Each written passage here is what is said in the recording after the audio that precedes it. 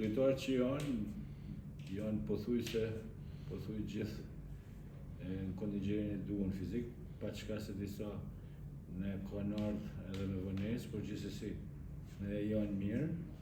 Normalisht nuk jena në 100% e çdo njerit, por gjithmonë kjo fazë është pak problematike.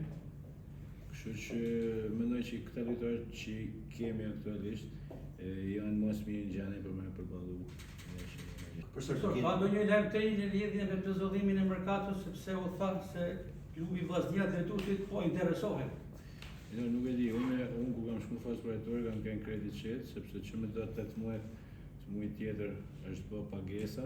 Nuk e di për çfarë arsye si tek qysh janë punë, sepse nuk është fushë e eme dhe nuk di me komentu, por di që është hap edhe di që mendoj që gjithçka do të jetë në rregull. Si ka mundësi vetëm një futbollist është lejuar si Gerard Marko dhe të tjerët jo? Nuk e di, gaci, nuk e di, më thonë drejtën, nuk jam marrë hiç me këtë punë. Normalisht I kam menduar gjitha skenaret e mundshme me dhe po ekip të plot. E që më del mu për detyrë është që të shoh fushën e lojës, atë lojtarë që do kem do të jenë të gatshëm, do të napin maksimumin, këtë di me garantuar për pjesën tjetër, nuk e kam idenë se si.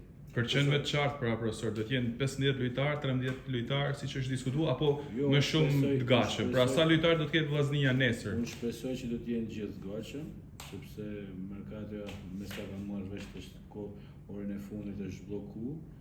Thash pagesat janë bërë një muaj përpara, nuk e di se si, megjithatë thash do të jemi gatshëm për të dy skenaret.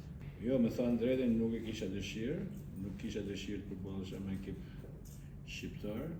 Dhe këta janë, kjo është fati I shortit, këta janë kapriçet e tij.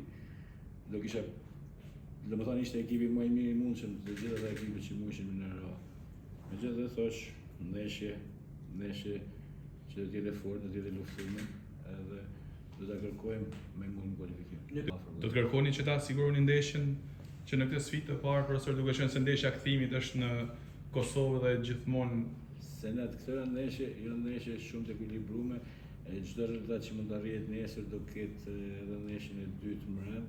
Nuk mendoj në asnjë mënyrë që mund zgjidhet tek ndeshja e parë, janë të dyja ndeshjet duhet të jenë të kujdesshëm, sepse janë dy takime ku mandej vjen eliminimi, pra është një ndeshje që smundesh me luajtë gjithçka për gjithçka, duhet të jesh I kujdesshëm, duhet të mendosh edhe për ndeshjen tjetër.